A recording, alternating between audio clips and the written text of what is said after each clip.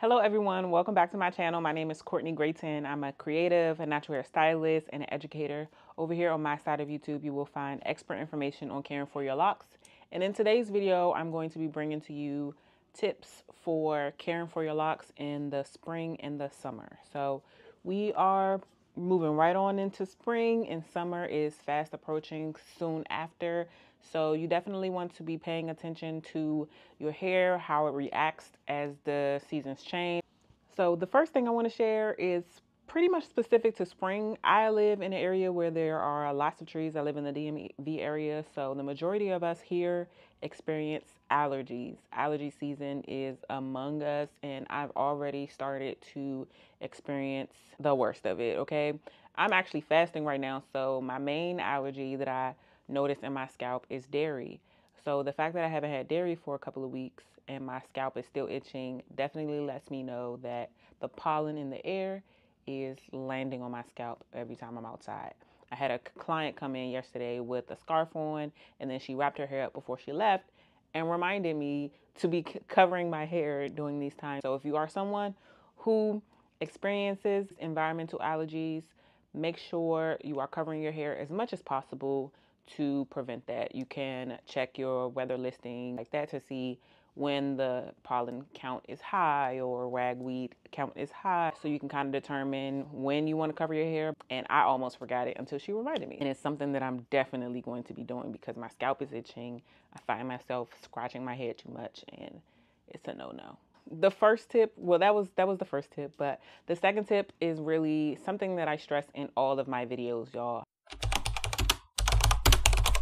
Hydration, hydration, hydration. With the heat outside, the sun beaming outside, and then also the air conditioning inside, sometimes your hair may become drier than normal. So keeping your hydration is typically the solution. You want to make sure that you have your moisturizing sprays on hand. I would say the majority of my clients love rose water. I haven't personally used it yet. I plan to do that soon just to test it out and see what all the hype is about. But the majority of my clients love rose water as their sprays. Others may use distilled water in a bottle and then add whatever they want to it.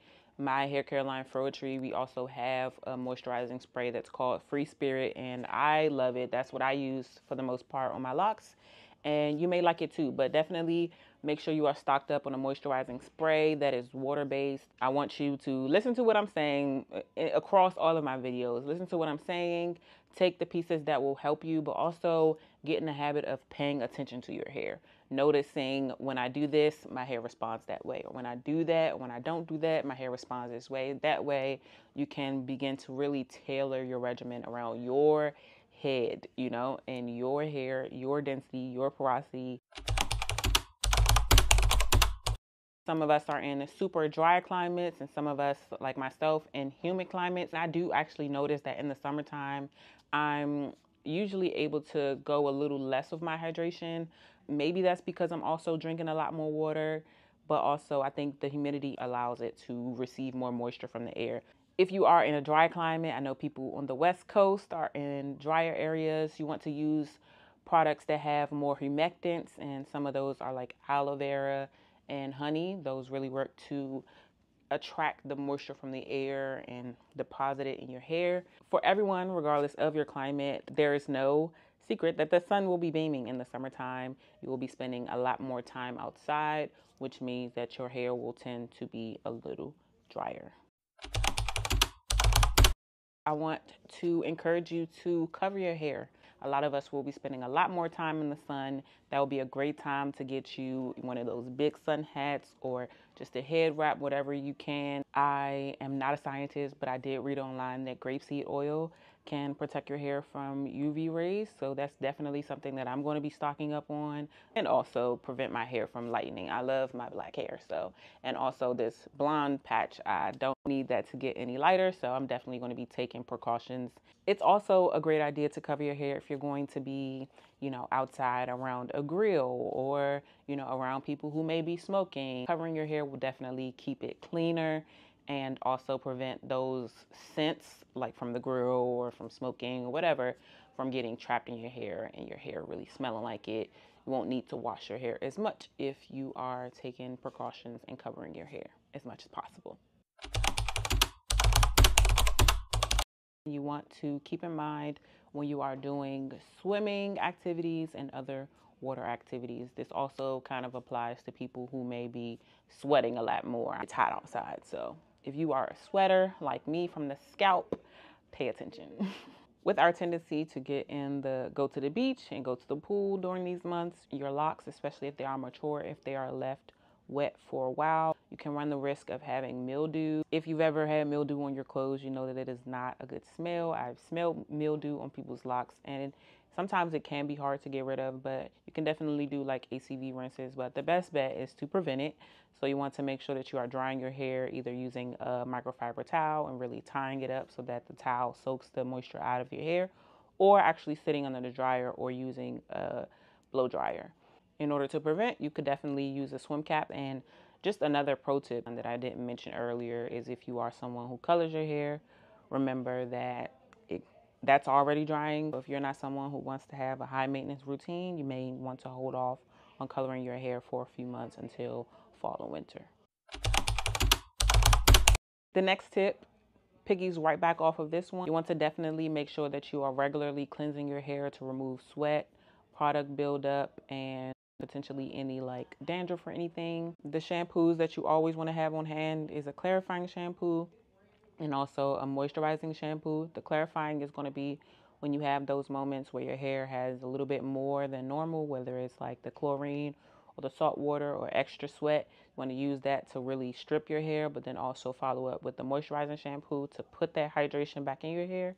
And then you always want to condition your hair. I never skip that step because it's a way to add more hydration in at one time and also add those humectants. The most hydration you'll ever get is when you're washing your hair. That's gallons at a time. So the more that you can wash your hair, I'm not saying every week or every few days, the more that you can wash your hair, the more hydrated it will be.